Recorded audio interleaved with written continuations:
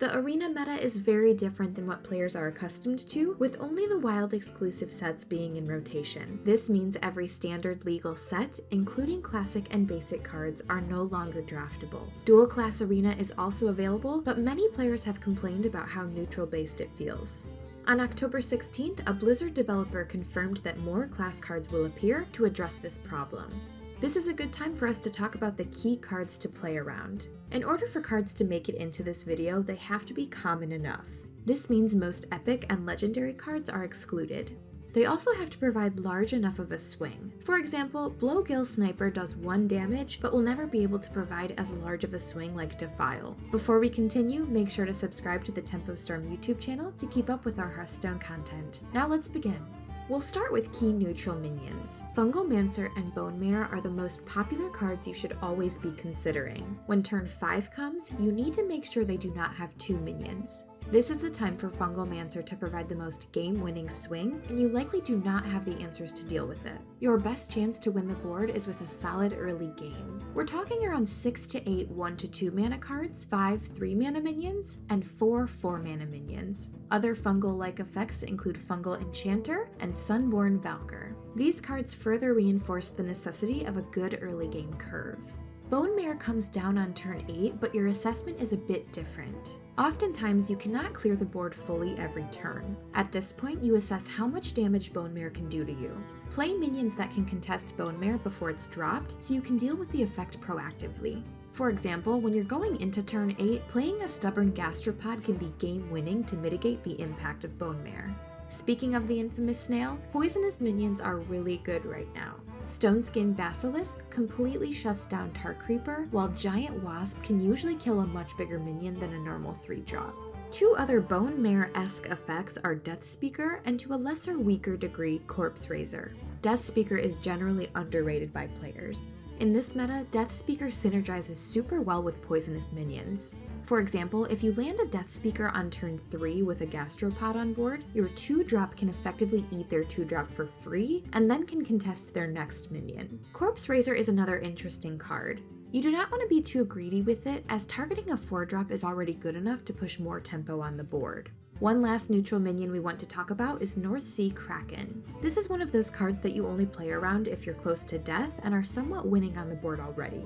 Like Bonemare and Fungomancer, it adds 4 damage immediately. As a rule of thumb, you do not want to drop below 5 health in this meta. Jaina really didn't receive too much help in this rotation. Fireland's Portal is their strongest common spell, and Twilight Flamecaller and Volcanic Potion act as a good small AoE. Cards such as Flame Cannon and Flame Lance are good tools, but impractical to play around. They do not offer huge swings as we are used to seeing in Mage. Paladin has the strongest pool of cards. On turn 3, Seal of Champions can create a swing. On turn 4 and beyond, Keeper of Uldum is a consistent large removal that can decide the game. Cards like Spike Ridge Steed and Grime Street Protector can just win the game on the spot and are really difficult to play around. There is also a ton of different weapons which all provide great tempo and value.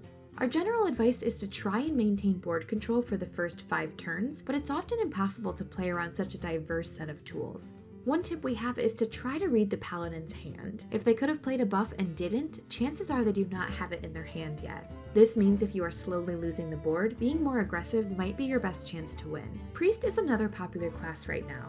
There are 2 key cards to consider, Potion of Madness and Entomb. Unfortunately, given the tempo nature of the meta, playing around Potion of Madness often feels wrong. If you don't develop, the priest can run away with several buff mechanics. If you do drop a poisonous minion, you run the risk of losing the game right there against Potion.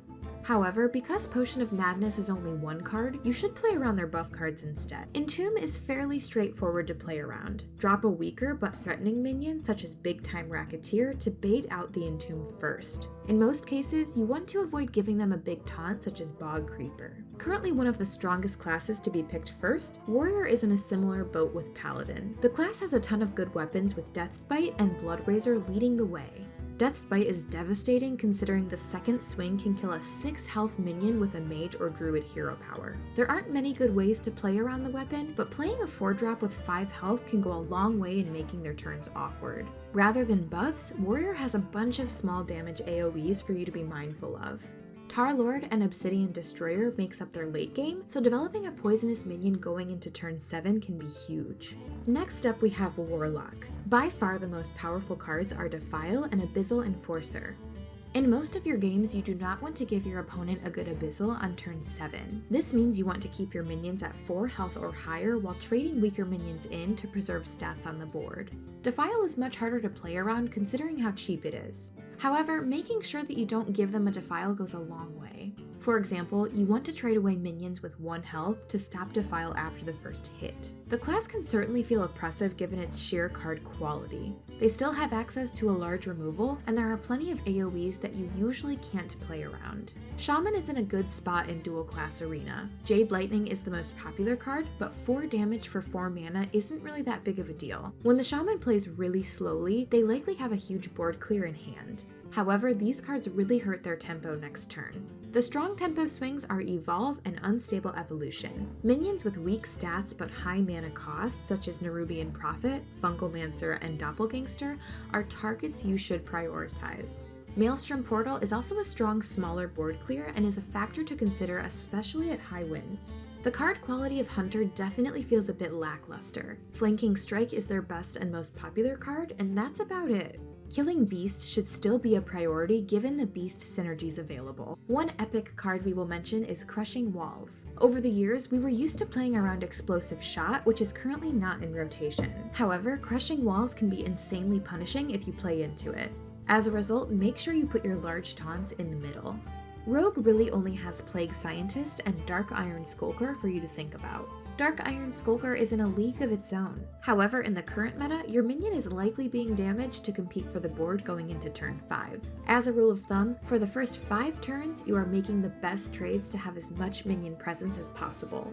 Many rogue cards give you cards from other classes, so you're often dealing with your own class cards. Finally, we have Druid. Like Rogue, there really aren't many cards for you to think about. Recycle and Mulch are large removals, but they're seen very rarely. Darnassus Aspirant is the strongest turn 2 minion they can drop, and can be devastating if left unchecked. Mark of the Lotus is a powerful board buff, but most players do not draft enough tokens and board buffs to utilize a token strategy. Like Hunters, Druid have many beast-related synergies. These should be a priority to remove.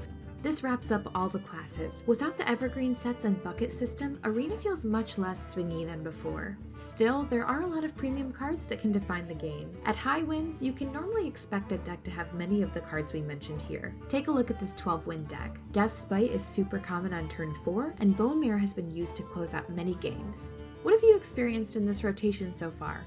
Comment below, and as always, be sure to like the video and subscribe to stay up to date with our Hearthstone content. See you all next time!